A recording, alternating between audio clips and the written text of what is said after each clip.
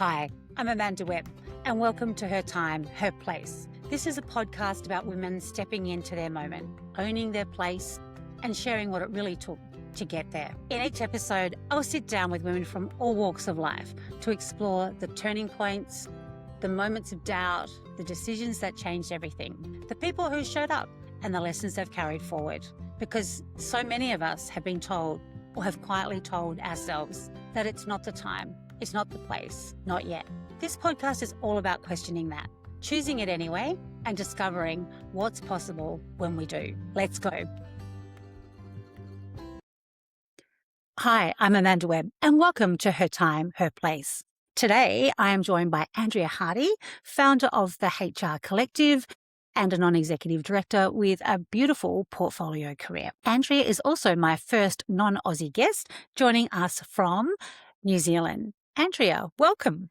Thank you for having me. I'm looking forward to the chat. Excellent, as am I.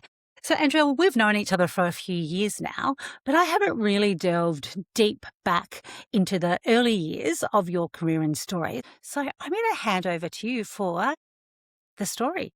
Cool. Okay. Well, it's been a journey for sure. I think coming out of school, and I'm still asking that question 50 years later, is what do you want to be when you grow up? And there were some things at the time, and we're talking the late 80s, that I was told I couldn't do. I wanted to be a pilot, but you're not very good at maths, so let's not do that career.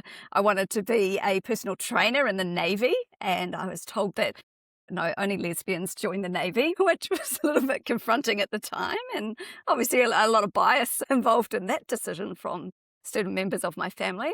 And then I moved into the world of hotel management because I'd been on a trip to Noosa, and I thought, oh, this looks very glamorous, standing behind a receptionist desk all day.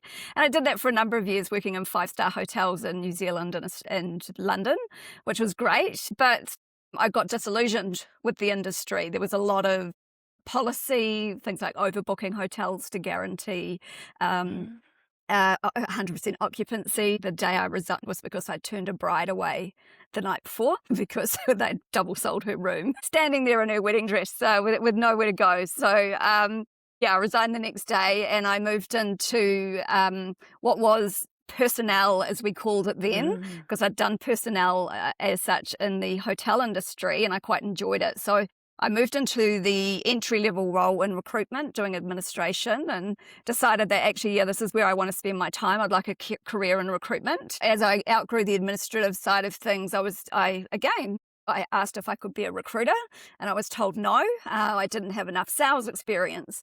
And I think if anyone says that to me, it's like a red flag to a bull. It's like, well, don't you tell me I can't do that. So I went and got some sales experience, and then through connections, as it often is these days, I got offered a job in a recruitment agency as a junior recruitment consultant, and I worked my way up through the industry to running a number of different divisions across a general purpose recruitment agency until I went out on my own in 2007. And I made that choice because I wanted to take some time off to spend with my children. They were primary school at that point, and I wanted to have some more flexibility around going to sports day or assembly and things like that. And actually, the reality was to get to know them a little bit better, because I'd been a full-time working mum since they were 5 months old.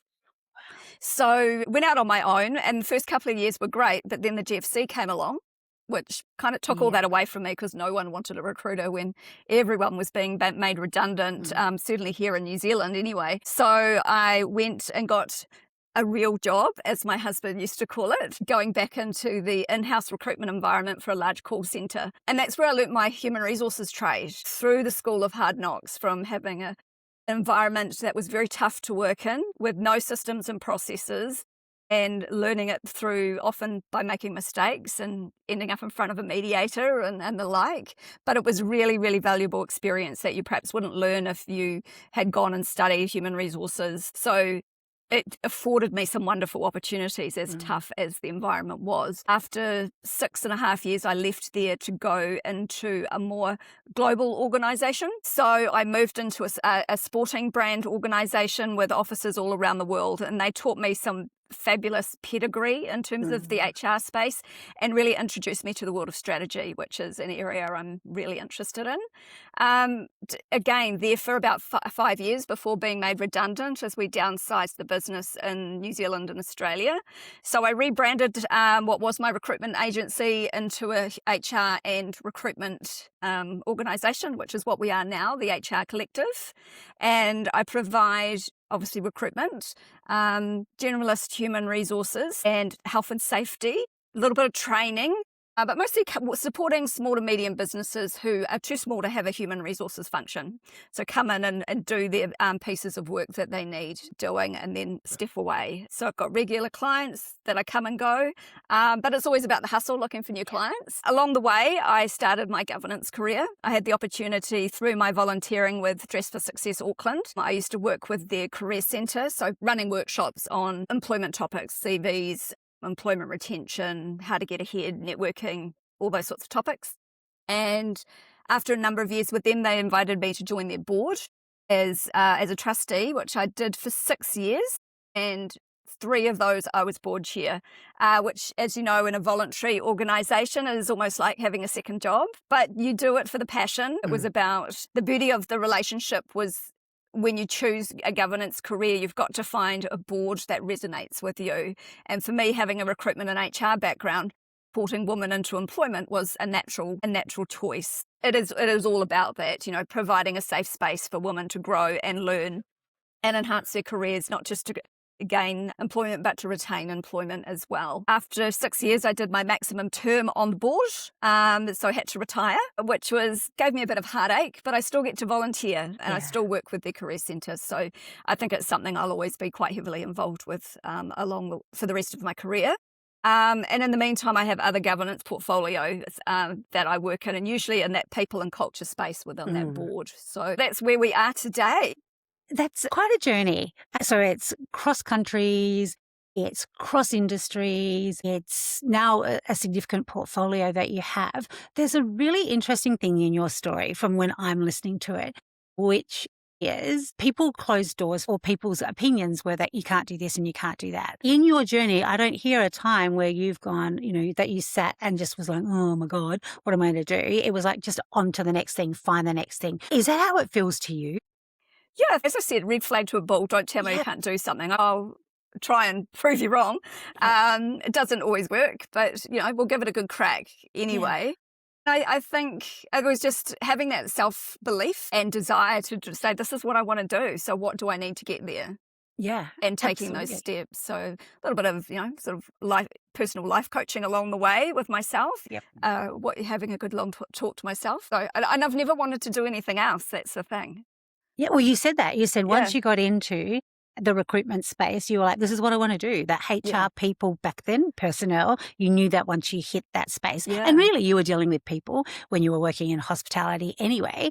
So the people thing had obviously been an attractor for you. I just think it plays to the little parts about you that I do know.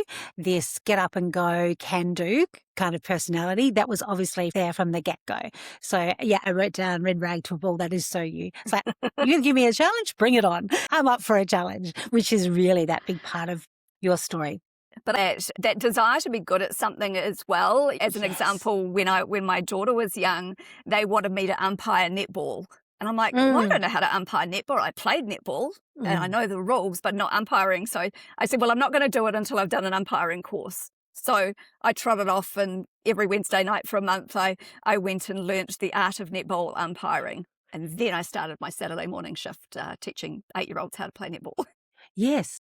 I wouldn't say I'm a perfectionist, but I like to know the pedigree or best procedure for doing things before as I launch into things. Yes, I suspect appreciation of learning is something that's strong for you, and that desire to learn. That you've got all those letters after your name as well. So if anyone checks out your LinkedIn, you have done a lot of study and a lot of qualifications. So that makes sense that when you think about doing something else or something new, you don't go, oh yeah, I can do that. You're like, right, I'm going to learn all about it. Process, procedure, policy, so that I can do it and do it well. So not saying that you're a perfectionist around this, but that you want to do it well to a high standard and high quality. That comes out in your approach to life.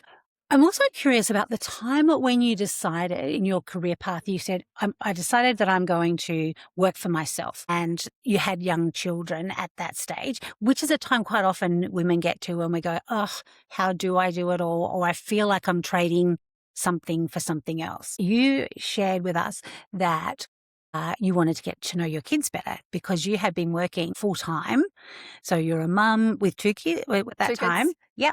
So you're working full time. You've got 2 children. That's a big load for anyone, especially back in those days, because I'm thinking that care wasn't a big thing and easy to come by. And then you're like, right, I'm going to start my own business and give myself the flexibility, but I really want to spend more time with these special humans that I've created. How hard was it to get to that decision? I think the catalyst was, when you get to a point in your job where you're really feeling it's time to move on, not because I didn't like what I was doing or necessarily the people, I just felt like it could be different. And you look at it, recruitment is a lucrative career. So I was looking at it and go, well, how do I maximize that as well? So I did the right things and I thought about not going back into recruitment. So I actually took 6 months off to spend some time for myself, getting fit, walking the kids to school, just relaxing. And then because word got out that I had left the organisation, oh, what are you doing? Oh, can you do a bit of recruitment for me? But I respected that need for a restraint of trade. So because I'd chosen to take 6 months off, that made it easier. So when I decided, well, it's all or nothing. I'm either going to be a mum or I'm going to be a worker. The bank manager said I had to be a worker. Yep. So I just set about doing it. So I was like, well, if someone wants me to recruit, I'm going to have some terms and conditions. I'm going to have to get an advertising account, etc. So it was just about setting up that program, allowing me that flexibility that my kids were school age, so I could drop them off at school, go for a walk, and then still be at my desk at 9 a.m. And then because I left them in after school care, I could do a full day's work, but they were 5 minutes up the road at primary school rather than me having to drive for 45 minutes into the city to an office. And I think the journey then also, and this was 2007, so we didn't have Teams and this amazing technology. So I used to meet my candidates at a coffee shop. And they'd do all their testing online and send their application form through, but I'd actually go and meet them, and it took a stress off the candidate as well from a business model point of view, because they didn't have to tell a lie, just off to the dentist, I might be a bit late. They were able to say, I'm just meeting someone for lunch. Yeah. And we would do it then. So it did give me the best of both worlds, but it was an adjustment. Working from home back then was a little bit more lonely than what it is now, because you weren't able to, jump on a Teams call and chat to someone. You were really reliant on the people you were speaking to on the phone or meeting with. Yeah. And quite entrepreneurial as well. Did you know that you had that in you? When you were younger, did you ever think, oh, I'm going to work for myself? Was that ever a thought? No. I think it was because the reality of the recruitment environment is that you're a salesperson. I had done at that point nearly 15 years of business development, cold calling and ringing people. Amanda, you'll see you're advertising for a receptionist. Can I help you with that? And going through those processes. So I thought, well, if I'm doing it for the man, I might as well do it for myself. And my belief was if I could bill as much as, say, my graduate recruiters did, then I'd probably be okay. So, and then that's what I did, as I say, until the recession came along. That entrepreneurial desire, your really strong sales and BD skills, there's commercial acumen in there as well. All of those skills one needs to run their own business. All of that came to the fore. Did you realize along the way that you'd picked up all of those skills? Because you made a comment before about someone told you that you weren't good at math, you couldn't be a pilot, and yet you're running your own business and you'd done the math. You're a salesperson. You're like, I can afford to take some time off and do this because commercially this is lucrative. So it's funny the stories that others tell us that sometimes aren't true. I'm just curious for you. How does that play back for you? 100%, because you don't, I was really pleased the other day because I taught myself zero, because I moved on to the accounting system. I was like, oh, look at me. So yes, you learn so many commercial and general management skills that you have to learn how to do a tax return, how to do payroll if you are payrolling yourself, and how to run your set of annual accounts. So I just learnt that along the way with the help of Excel. I think I liken it to if I can balance my checkbook. as they used to say, then you should be able to balance your accounts, money in, Yeah. money out. Yeah, absolutely. Yeah. And that lifelong learning thing, it is definitely Yeah. a part of your, so about all of those skills that you've built and have created the entrepreneur and business leader that you are today. I also get from you, and you and I have talked about this, being people that run businesses and having to be good at BD, which is not everyone's cup of tea. Right? Like having to be a salesperson. You and I have talked about the hustle recently. It is a hustle, and some people are turned off by that, but it's real if you want that freedom and flexibility, which are the upsides of having your own business. So how do you balance that out today? The desire for the freedom and independence and the need yet to hustle and stay connected? Yeah, well, I think that, your personal work ethic has a lot to do with it. You're thinking, I've got bills to pay, both my company bills and my personal bills. So that's an end goal, is to pay your mortgage, but also you want to be adding values to your client as well.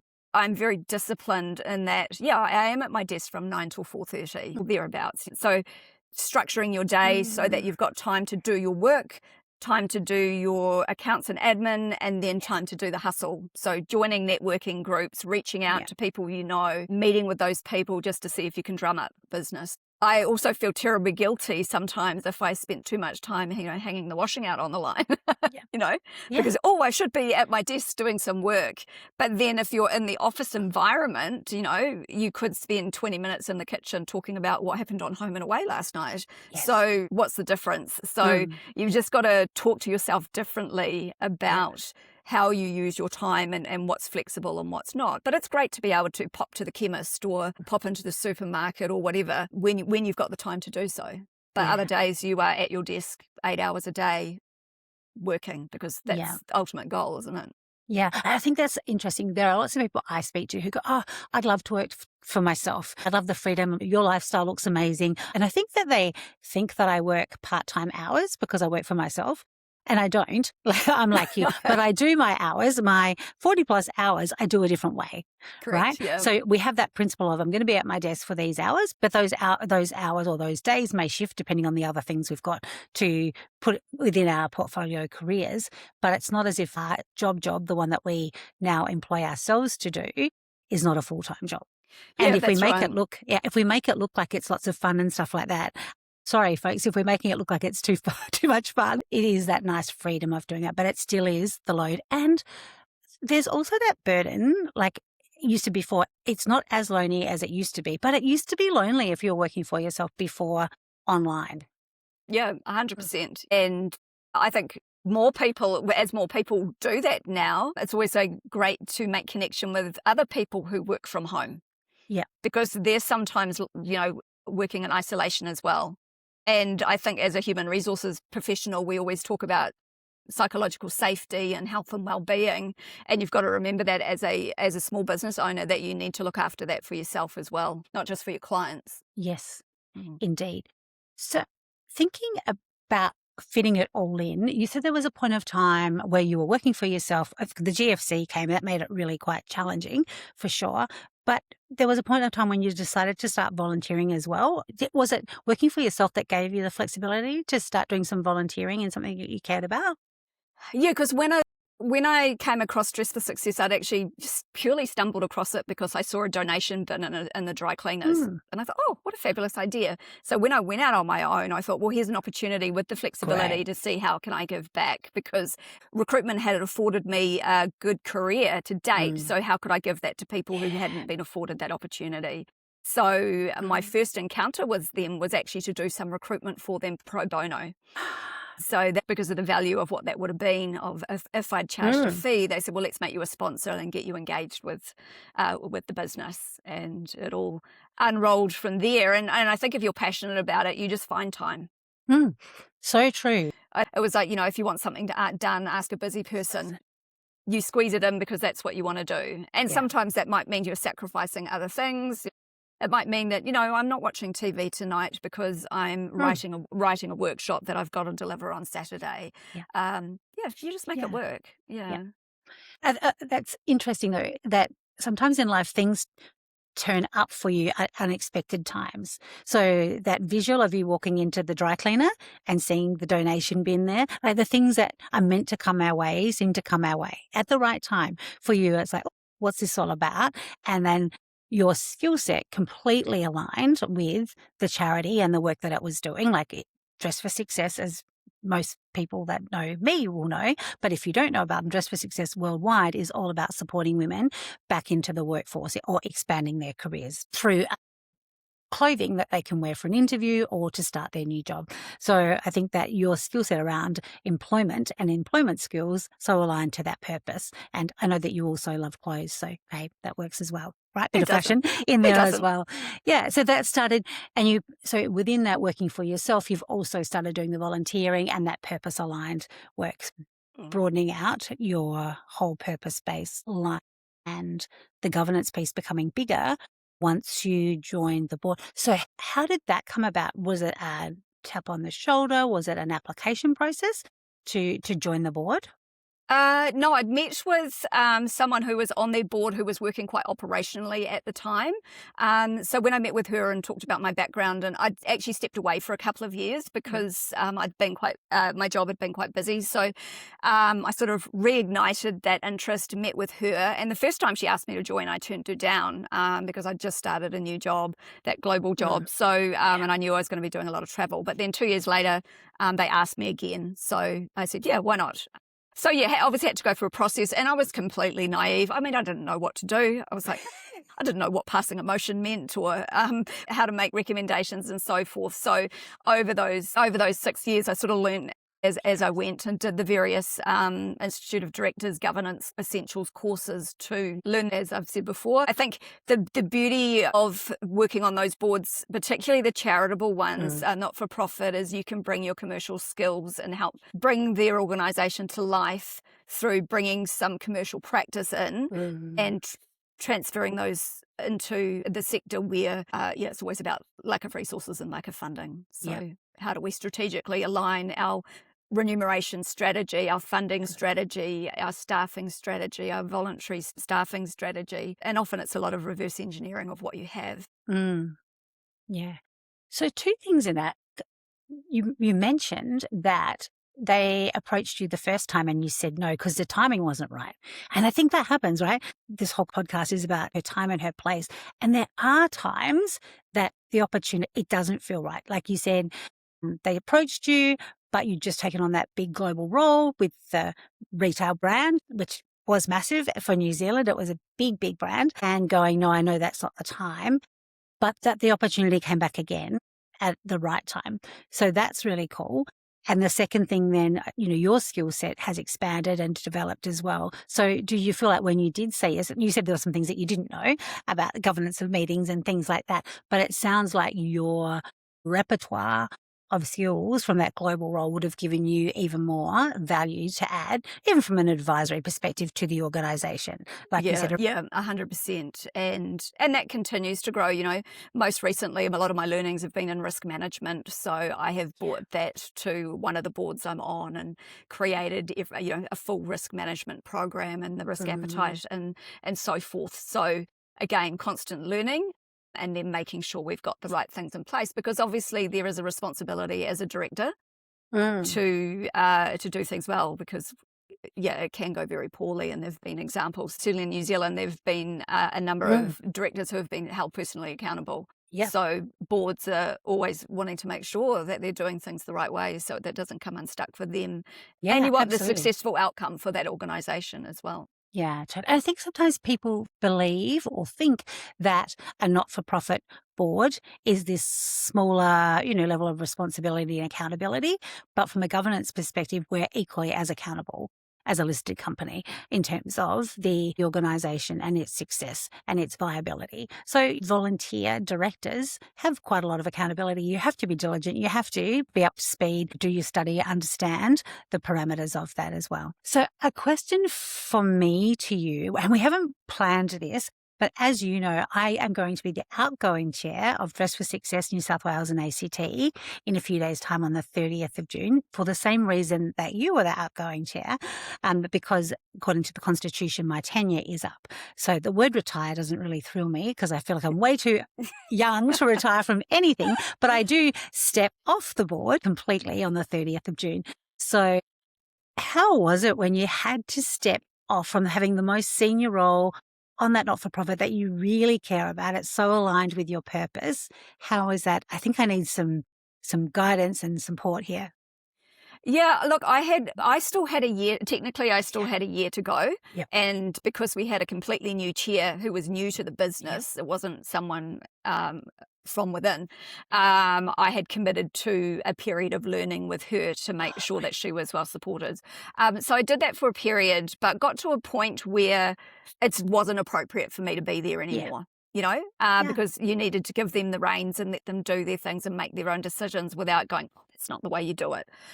So you leave them to get on with it. So I consciously stepped away, not just obviously because I had to for the board, but I stepped away from the organisation as a whole for a little while. Yep. Yeah. And just let it rest, I did my time. It's someone else's turn. If they need me, I'll be available and I'll just need to find something else to fill my time. And it was a strange transition because it had been so all-consuming for such a long time. That was like, gosh, I don't know what to do with my time now. So what did I do? I went and found another governance role. But that's what I was going to ask you. So when that time becomes available, and where does she go and spend her time at that time and place? Yeah, so you found some other interesting things to get involved with. Obviously I spent, again, now my children were adults, only talking less than 2 years ago. They were living different lives and you're in a completely different journey yourself as a parent. I kept up with my fitness and my other passion around stand-up paddleboarding. I got more involved with that. Time for myself, even if it's reading a trashy novel, sometimes that's what the body needs for you to just relax. And because I think when you allow yourself that space, that's when new buds grow and you can start thinking about, what is next, because, that's a good idea. And then all of a sudden I'm a very strong believer in not necessarily back of the envelope thinking. I call it back of the napkin thinking because that's always when it happens. I'll be in a cafe or something like that and the next minute I'm scribbling down a whole lot of ideas and suddenly that grows legs and you're doing something different. So, but you need to be in the right space to do that. So having that good closure from one organisation to the next, I think is really important. Yeah. It sounds like, that was well managed and planned for you, like that transition. I wanted to make it as easy as possible. Yeah, great advice. And also that stepping back and going, my time here is done. I'm still available if you need, but letting others continue the work. It's in safe hands. You've done your stewardship days are over.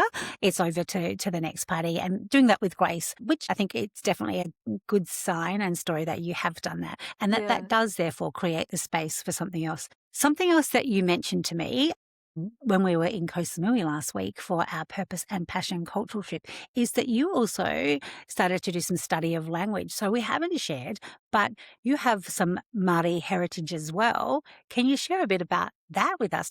Yeah. Look, New Zealand has a history of using a generation or two of language and culture because of the way New Zealand Māori were treated back in the sort of 50s and 60s, as well as the whole colonisation piece going back 100 years, which is a whole nother story. I have got Maori heritage and my husband is 50% Maori as well. And his journey has been not learning the language because his mother didn't learn the language because it was frowned upon in her generation. So she's in her 80s now and she's on that journey with us as well. Wow. So we just decided that, well, what's one thing? Again, children are growing up, you're changing about, what you want to do with your life. So my husband and I decided, well, let's try and learn the language.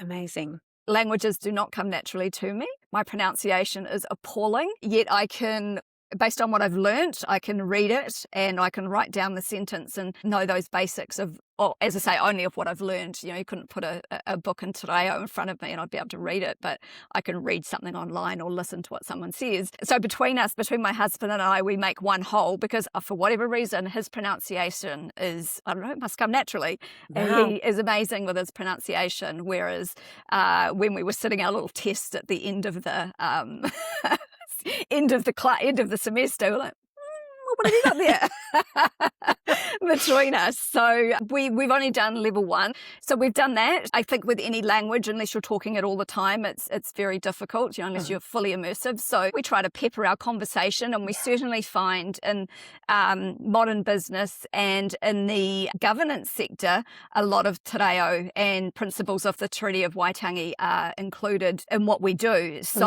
and part of the reason originally was I attended a governance meeting. It was a community meeting, and every second word was in te reo, and I had no idea what. Wow. Well, when I say every second, that's probably an exaggeration, but I was writing a list of words to say I need to look that up afterwards to see what they're talking about, because it was totally foreign to me. And so I thought, well, again, a learning opportunity to understand more of it, because it's becoming more and more prevalent. We've got new speakers on TV bringing te reo into into reading the news, peppering the conversation with words. School is kura, dog is kuri, things like that. So so it's been a learning, and then through one of my governance positions, I've had the opportunity to commence a level 2 certificate in tikanga, which is all about the history and culture and protocol of te ao Maori as opposed to the language. So I'm very behind in my study on that at the moment, but now that we're back from Koh Samui and I've got a bit more time on my hands, I do need to pull my finger out and get on with my study before my year is up. Again, it's about finding the time and prioritising it in my diary and not unprioritizing it, which is what I have been doing. It's almost like you've opened up this whole new world to yourself. Like, here's my next thing to go into learning. But it also makes sense, and I'm sure it's going to add value to your portfolio career and opportunities around governance as well. Yeah, well, when you see governance advertising these days, it's all about diversity. So, and because New Zealand is as a rule, very respectful of Maori culture and the principles of the Treaty of Waitangi, they want to make sure it's included when you're in those governance positions. So the more you have, the more attractive you are as a candidate, which is the same with any skill. Yeah, but it sounds like it was your general interest that took you there, but there's going to be benefits for you at this stage of your life as well. And I love that you and your husband are doing that together. I had a couple of questions for you. During your career journey, who have been the people that have supported you along the way? It's funny, that question is usually, who are the women that have supported you? And if that was the question, I'd say not many. Other than, people like yourself, people you connect with, absolutely. Yeah. But my husband has actually been my biggest cheerleader through my career. He'll support any decision that I make, probably because I'm a harsher judge of myself and the decisions I make than perhaps what he is. I carry a lot of stress on these decisions that I make. I want to make sure it's the right one. So he's always been 100% behind me, which I'm grateful for.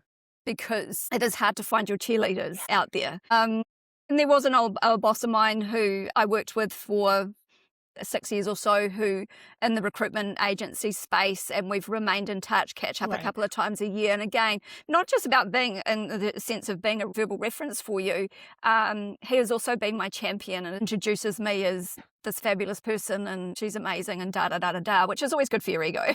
Yeah. Well, we need those sponsors and advocates in our life. It makes our career options greater, but it also supports them in their career as well. Some people love being advocates and supporters of others. It comes naturally to them, so long as that's a win-win for both parties. And it's great to have people in your corner. We need more of those cheerleaders. I think there's an opportunity for us to cheerlead more for each other. We spend a lot of time doing women's only things, but I think there's still an opportunity for women to be better cheerleaders, overt cheerleaders of each other. Drop the competition and let's collaborate. There is plenty of space for that out there. Yeah. Someone made a comment to me just a couple of weeks ago saying, particularly in the governance field, and it applies in big corporate as well, that women often pull the ladder up behind them. Yeah, we still occasionally hear that. I'd like to think there's less of it than there used to be, and we certainly work hard on that. But yeah, let's get rid of the ladder. Let's make this journey so much easier.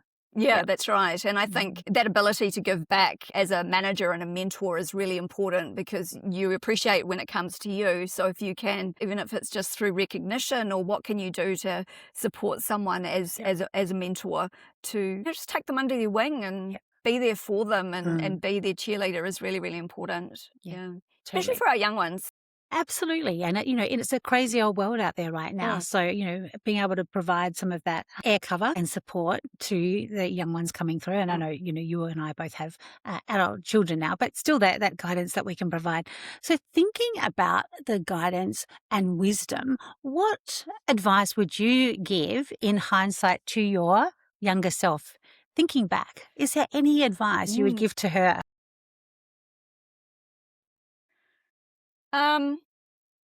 Maybe not to be so hard on yourself. I'm my own worst critic, and I've got to learn to let that go and know that, the saying, you are enough, Yes.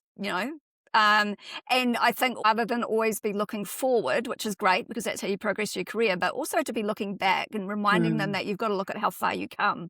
So Yes. doing things like reading your CV, or even like what we've done today, talking about that career journey, it's good to be reflective and go, oh, actually, I've had a really interesting career, and I've got there through hard work and discipline. I would have talked to myself and say, yes, you have to have all those things, but remember what you've done, not just what you still have to achieve. Yeah, absolutely. I think the reflection of that and all the attributes and the things that get us to where we are today. But with that in mind, what are you looking forward to when you do look to the future? What matters to you now? What matters most? Yeah, I don't know. I feel I'm at a transition stage at the moment. I mentioned it to you when we were in Koh Samui, was that I feel like there's something bubbling away. I just haven't identified it yet. And I don't know. I was talking to a lady in my network who specializes in coaching to be able to bring that out. So I'll probably book a session with her and just see what it is that's bubbling away. I don't quite know what that is yet. I do have my love of travel, and I did briefly consider thinking, oh, should I be a travel agent? But then I was like, oh, I don't want to commit to, more formal study again.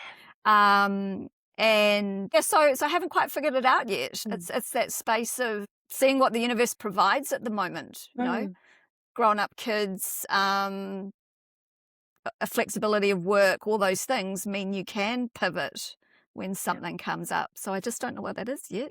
Yeah. I'll finish my tikanga study for sure. Yes, but I think that's a great message and a great lesson for people as well, that we can get to stages in our life and go, I haven't figured out what's next. How exciting is that? Right? It could be at the seesaw of scary exciting maybe, but it's still interesting.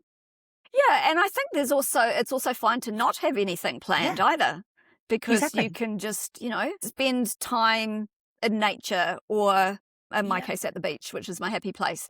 Just being able to rest and consider life and enjoy it without the hustle all of the time. Yeah. Well, I think that sounds like a wonderful place for us to say what an amazing journey it has been. And thank you so much for sharing your story. It sounds like there is something bubbling away. So I'm really, really curious to see what is next for you, but with no hurry around that. Andrea gets to do Andrea in Andrea's time frame. But for today, I really enjoyed spending our time together. And thank you for sharing so much with us. Oh, you're most welcome. It's always great to chat to friends and colleagues. Yeah. Yes. Well, thank you, Andrea. Folks, this will be the end of this episode, but stay following the Her Time, Her Place podcast. We drop an episode every Friday. So next Friday, it'll be another amazing woman like Andrea that you'll get to hear from and hear their wisdom as well. Until then, take care. Bye for now.